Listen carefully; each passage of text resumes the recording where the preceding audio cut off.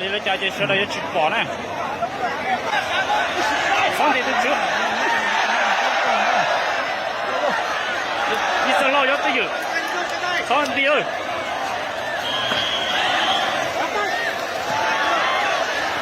có tay cũ của tay có chụp có chơi của chụp chẳng kìa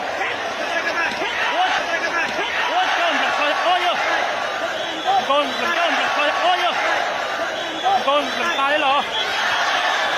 ship bị con kia còn đâu kia là ship luôn nữa đi liền đó chỉ tụi cút sẵn thôi nhá cắt tay là đi liền đó chỉ tụi cút sẵn thôi nhá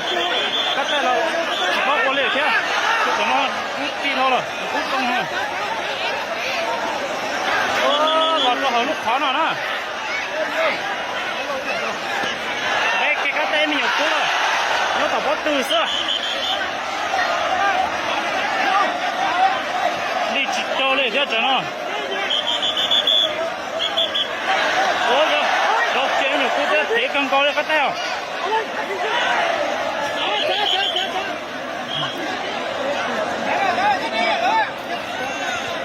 ôi giời ôi giời nó kể những cú thế đó là kể những cú thế đó là cú chỉ to nếu cú tông cho nên cú chỉ sao lại nè cho là sai họ tụi nó chỉ thấy mỗi dạng câu hết tụi nó sắp ở cái vốn nó là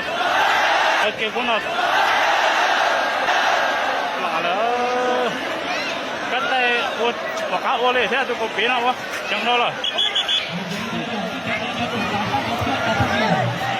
Lily ơi ơi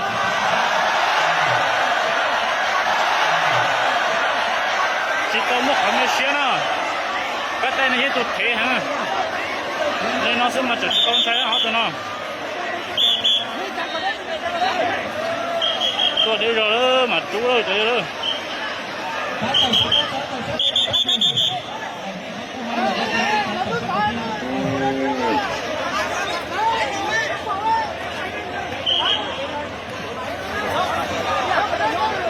thế là rồi đó tụi nó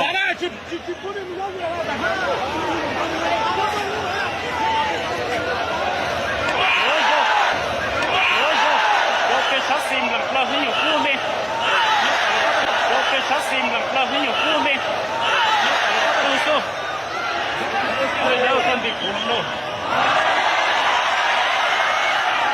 lo cho họ tụi nó mà nhẹ nó cho lúc họ rồi nó xin nào tụi nó cái đó sẽ để ra ơn chứ cái đó sẽ để ra ơn chứ đóng một chừng nó lên đóng một chừng nó lên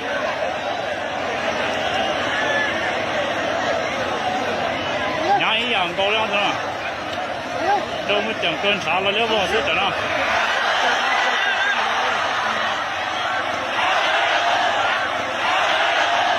chốt kéo trong cái mấy sẽ tiền bằng ta đấy hả chốt kéo trong cái mấy sẽ tiền bằng ta đấy hả đâu chỉ nhau khá tôi đấy tôi cần cầu hết tôi có cái nào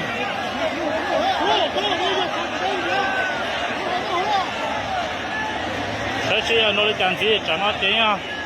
có là cơ sở này là đó xí mà tôi chơi cũng chỉ chẳng nó đấy à ở tụi nó mình xem trong sạc của luôn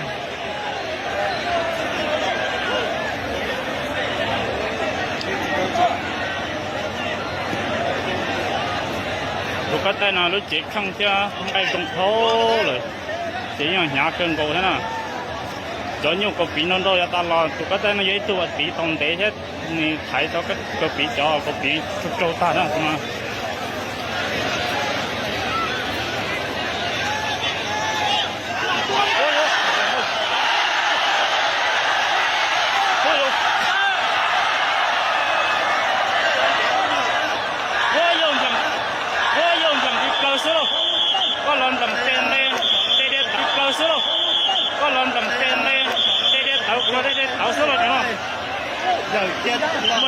tiền nào cũng là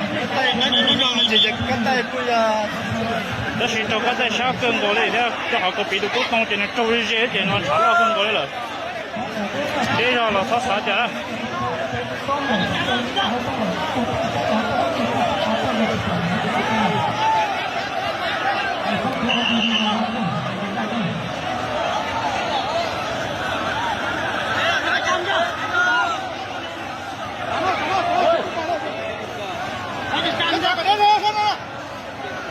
你这锅也很高了，这高了，真的。咱们高了，真的。咱们这样都没检查出来啊，这样都没检查出来啊。哎呦，查的，家警察的媳妇啊，哎呦，查的，家警察的媳妇，好家伙，都这样查老多了。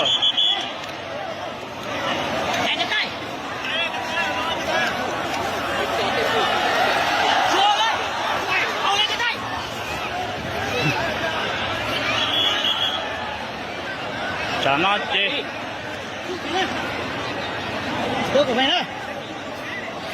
哦，走了这给人弄了，我用两只包里这是，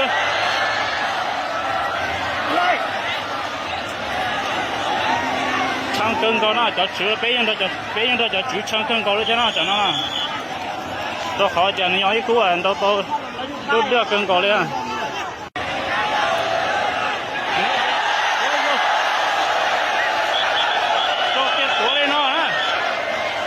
多少了？这是，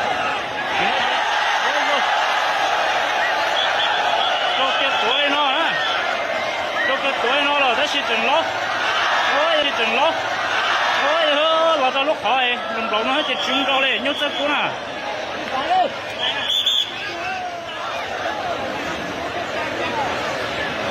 喂，这家干了都跑了，跑的，现在跑苦了，要跑皮了。我还送血的家，那是谁问题呢？谁人都讲了。